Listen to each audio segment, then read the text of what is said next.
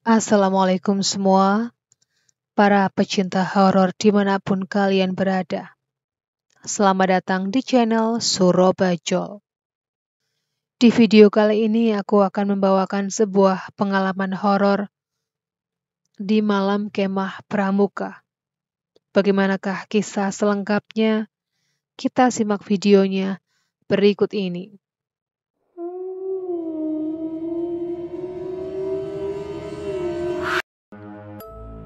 Peristiwa ini terjadi di pertengahan tahun 2013. Waktu itu anak-anak kelas 1 SMA akan mengadakan kemah wajib. Kemah itu wajib karena di sekolahku, ekstrakurikuler pramuka merupakan ekstrakurikuler wajib. Waktu itu aku sudah kelas 2 SMA. Aku masih tetap ikut kemah, karena aku adalah salah satu anggota Dewan Ambalan. Dewan Ambalan adalah anak-anak kelas 2 yang terpilih untuk membimbing pramuka anak-anak kelas 1. Kemah wajib sekolah kami waktu itu dilaksanakan selama 3 hari dan bertempat di salah satu komplek tentara di Magelang. Kami semua berangkat siang hari menggunakan truk TNI. Perjalanan dari sekolah sampai tempat kemah memakan waktu sekitar 3 jam. Kami sampai sana pas sore hari. Sesampainya di sana, kami semua langsung membuat tenda, beres-beres, kemudian mandi. Agenda resmi pertama dilakukan ketika malam tiba. Anak-anak kelas 1 diberikan semacam materi tentang survival oleh abang-abang tentara. Sementara kita, para anggota Dewan Ambalan, mengadakan briefing untuk kegiatan jurit malam. Waktu itu aku kebagian tugas survei lokasi, melihat-lihat keadaan sekitar di malam hari. Apakah bahaya atau tidak? Jalurnya becek atau tidak? Dan juga aman atau tidak?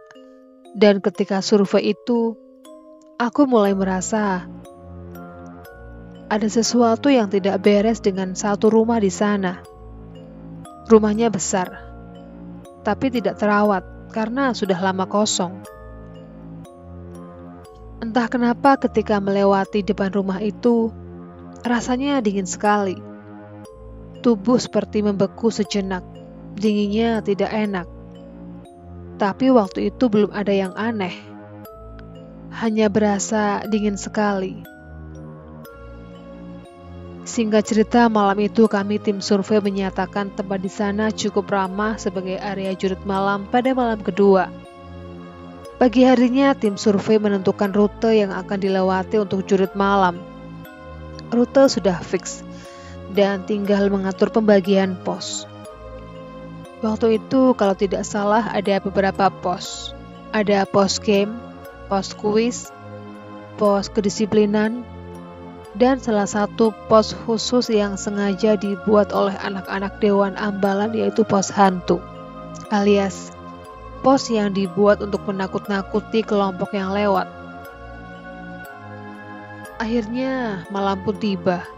Setelah Isya, anak-anak kelas 1 dipersilahkan untuk beristirahat, sedangkan anggota Dewan mulai berpencar menyiapkan diri di posnya masing-masing. Untuk setiap pos ada 2 anggota Dewan Ambalan yang bertugas.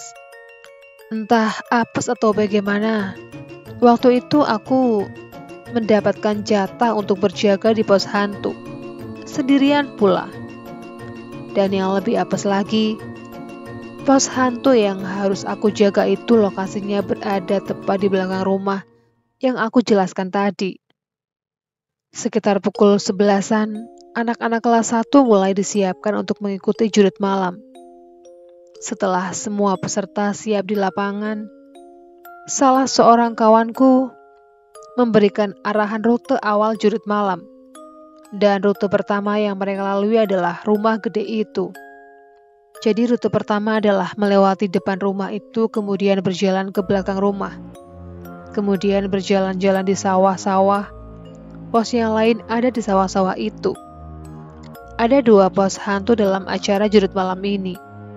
Selain pos yang aku jaga, ada pos hantu lain yang ada di tengah-tengah sawah.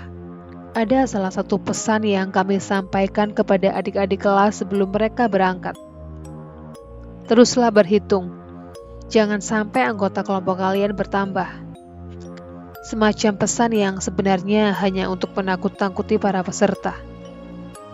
Setelah pukul 12, aku dan beberapa anggota mulai menyebar menuju pos masing-masing. Aku menempatkan diri tepat di belakang rumah. Aku bersembunyi di pohon-pohon bambu.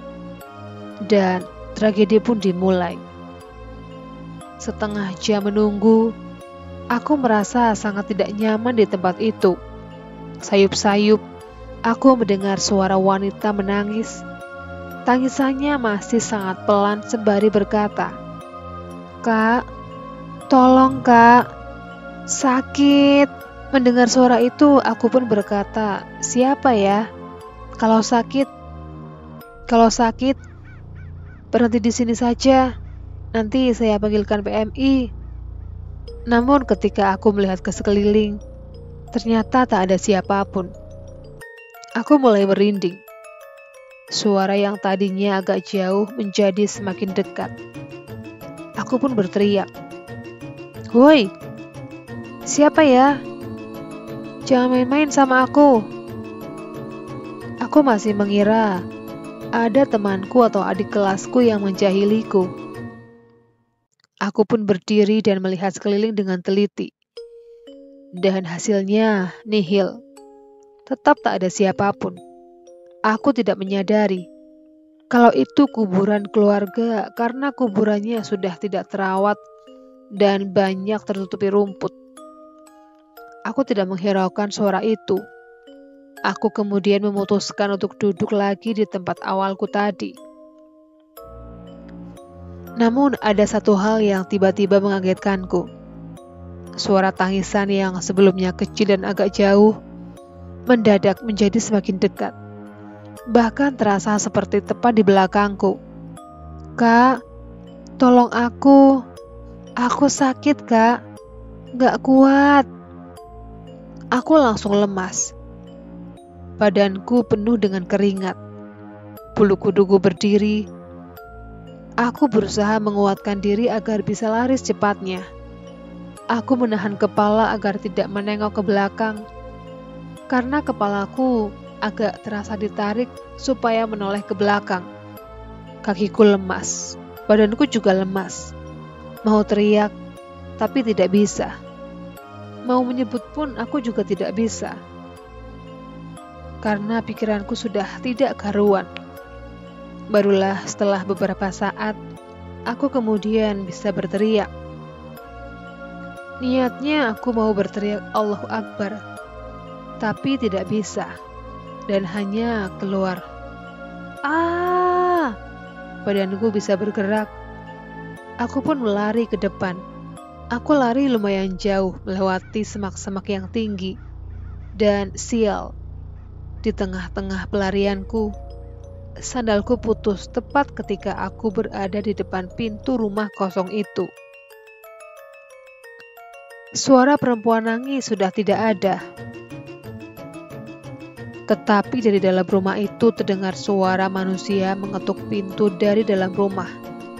Aneh. Mengetuk pintu, kenapa dari dalam? Pintu yang diketuk dari dalam itu terbuka pelan-pelan. Dan aku tentu saja langsung melanjutkan lari sekuat tenaga untuk menjauh dari tempat itu dan bergabung dengan teman-temanku yang lain di pos yang lain. Setelah kejadian itu, aku merasa sangat bersyukur sebab aku tidak sampai melihat wajah mereka. Kalau sampai melihat, entah apa yang bakal terjadi. Mungkin aku akan pingsan.